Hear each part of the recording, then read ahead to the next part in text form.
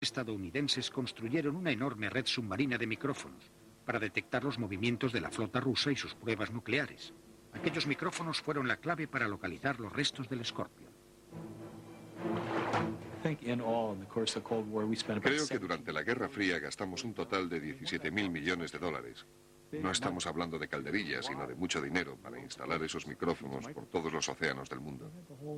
Tenían una red de micrófonos que abarcaba todos los océanos. Era algo realmente genial. Prepararon a los técnicos para que supieran interpretar las líneas serpenteantes como estas, como sonidos claros de barcos, ballenas, volcanes submarinos y submarinos. Un equipo de especialistas dirigido por John Craven, un científico de la Marina, descubre una explosión submarina inexplicada. En los registros de las Islas Canarias aparecía un blip que podía estar relacionado con el Scorpion o no. Y a continuación hubo 91 segundos de silencio. Y después una serie de 17 acontecimientos que podían ser las explosiones de varios compartimentos pertenecientes al submarino. Al parecer, esa misma secuencia en las grabaciones realizadas por unos micrófonos situados en el mar de Terranova, a 4.500 kilómetros de distancia, permitieron conocer el lugar donde tuvieron lugar las explosiones. Pero si fueron en el Scorpion, se presentaba un nuevo misterio por resolver. Lo que esperábamos era que si el submarino estaba siguiendo una ruta, el primer sonido ocurriría en este punto, y que el segundo estaría por delante de este, en dirección a casa, hacia Norfolk, y el tercero más hacia aquí, más en dirección a Norfolk, y así sucesivamente. Pero descubrimos que, sorprendentemente, los sonidos iban en dirección contraria, como si el submarino hubiese dado media vuelta y se dirigiese al Mediterráneo. ¿Había dado el Scorpion media vuelta? Y si lo había hecho, ¿por qué? La Marina tenía una explicación posible, pero la guardó en secreto durante 25 años. Finalmente, en 1993, la Marina hizo públicos sus hallazgos. La Marina cree que el escenario más probable se da cuando una dispersión de corriente eléctrica activa un torpedo a bordo. El capitán ordena un giro inmediato de 180 grados con el que espera activar un mecanismo de seguridad y desarmar el torpedo. Después la tripulación expulsa el torpedo. Pero no está desarmado. El torpedo comienza a buscar un blanco. Si no hay nadie más en las cercanías y el torpedo empieza a buscar, acaba encontrándote a ti. Probablemente sabían lo que estaba ocurriendo, ya que podían oír cómo se acercaba. Eran un poco más rápidos que el torpedo, y me imagino que intentaron dejarlo atrás.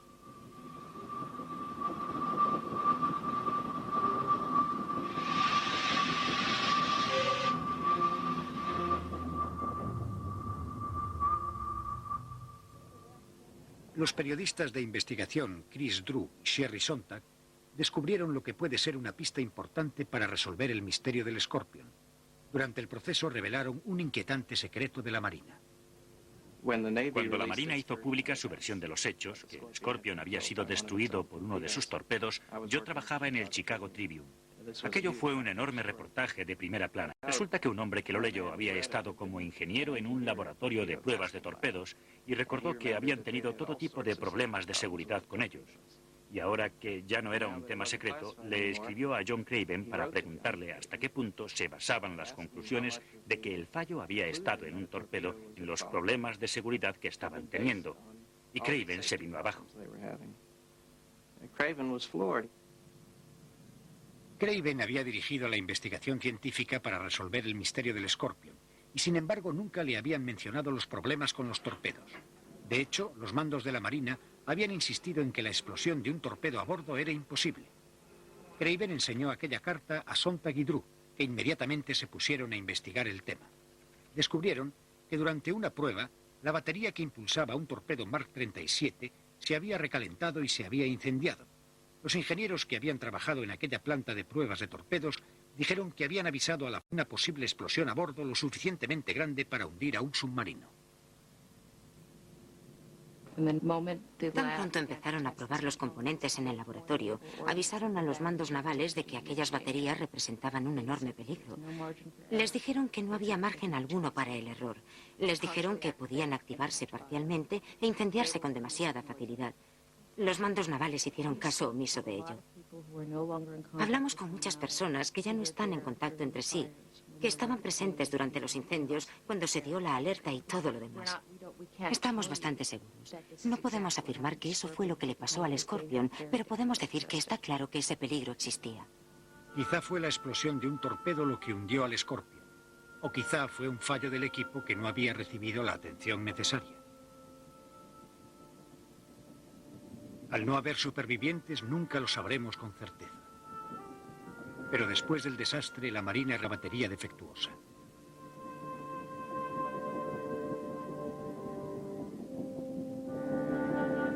La Marina estadounidense no volvió a perder otro submarino.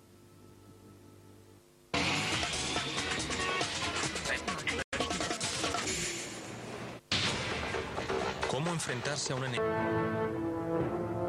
Por su parte, los rusos, que luchaban por igualar la tecnología americana, perdieron al menos 7 submarinos.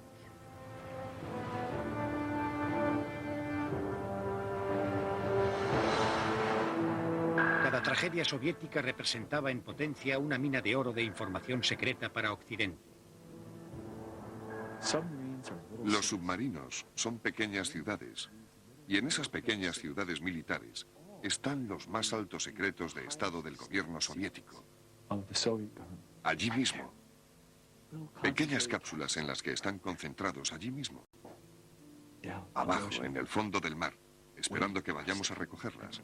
No hubo información secreta más valiosa durante toda la Guerra Fría. Y allí estaba. El problema estaba en recuperar aquellos secretos. Los batiscafos y las cámaras manejadas por control remoto de finales de los 60 y principios de los 70 estaban casi limitadas a hacer fotos. En cierto sentido, aquello le daba confianza a ambos lados. Cuando se tiran cosas al fondo del mar, existe la razonable presunción de que se quedarán allí. La idea de que alguien esté capacitado para ir al fondo del mar y recogerlas es bastante fantástica. ¿A quién se le ocurriría una cosa así? Por supuesto, a nosotros, los americanos, se nos ocurrió una cosa así. Recibimos una orden y el submarino abandonó su base en el noroeste del y emprendió un viaje muy largo hasta su zona de patrulla.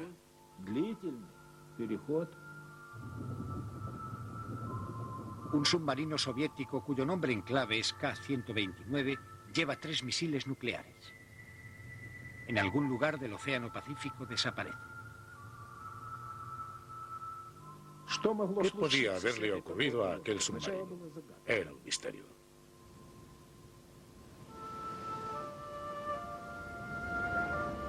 Un misterio que la Marina estadounidense no pudo resolver. Pero gracias a sus micrófonos submarinos, la Marina supo dónde yacía el submarino con sus misiles, sus torpedos y sus libros de claves. 5.000 metros por debajo de la superficie del Pacífico.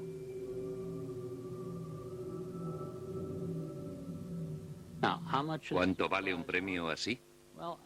Y yo le pregunto, ¿estaría dispuesto a pagar por capturar un submarino soviético totalmente armado en estado operativo, apuntando hacia los Estados Unidos, con nuestras ciudades como objetivo de sus armas? Me parece que eso vale muchísimo dinero y gastamos mucho dinero.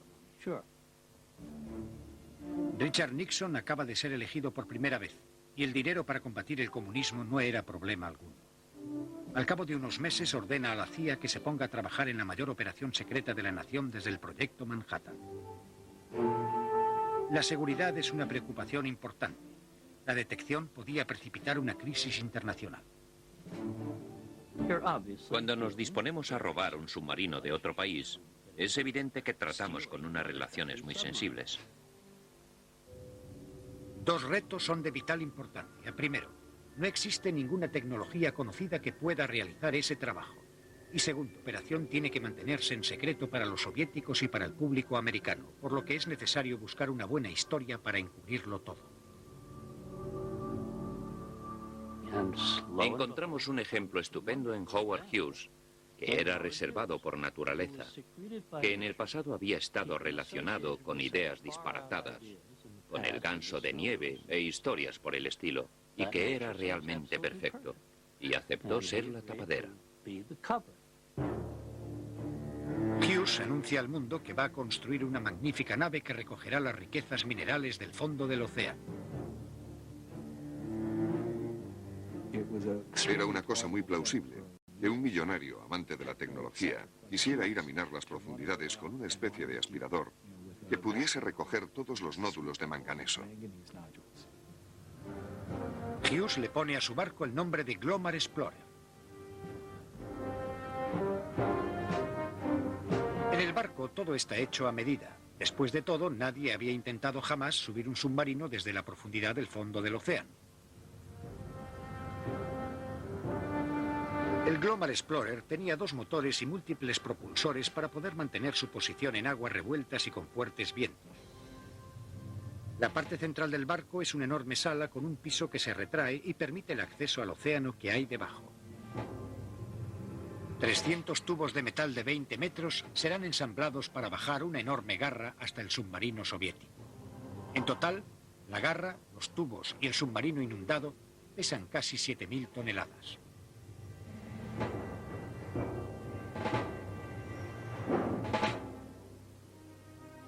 Los hombres que se enrolan como tripulantes del Glomar Explorer conocen perfectamente los riesgos que van a correr y que abarcan desde ser abordados por los soviéticos a ser contaminados por la radiactividad. El Glomar Explorer llega a su destino a principios de junio. Se tardan 2 días en bajar la garra, casi del tamaño de un campo de fútbol, hasta el lecho marino 5 kilómetros más abajo. Después de lo que parece una eternidad, las cámaras de la gigantesca garra revelan al submarino soviético. Parece intacto excepto que el compartimento trasero se ha separado. En uno de los tubos se puede ver un misil nuclear. Los operarios que manejan la garra maniobran con cuidado disponiéndose a la captura. Pero cuando cierran la garra, sus brazos golpean con fuerza sobre el fondo. Rápidamente comprueban si ha habido daños y deciden volver a intentarlo.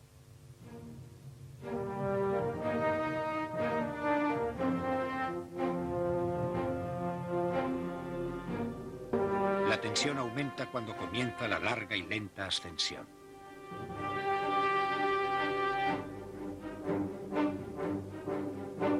Y casi a medio camino ceden 3 de las pinzas de la garra.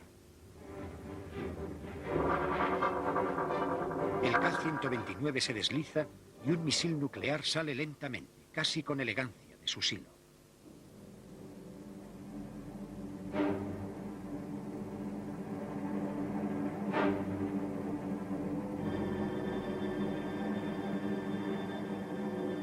Antes de que llegue al lecho marino, el K-129 se despedaza.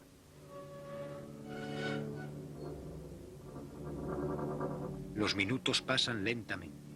No hay explosión nuclear alguna. Solo una sección de 11 metros llega a la gigantesca sala de recuperación del Glomar Explorer. Libros de claves ni misiles. Hay partes de cuerpos. A bordo del Glomar, la CIA celebra un funeral por los rusos fallecidos. Esta filmación, entregada a Boris Yeltsin en 1992, fue el único reconocimiento oficial por parte de la CIA de que la operación se había realizado. Y entregamos sus cuerpos al mar.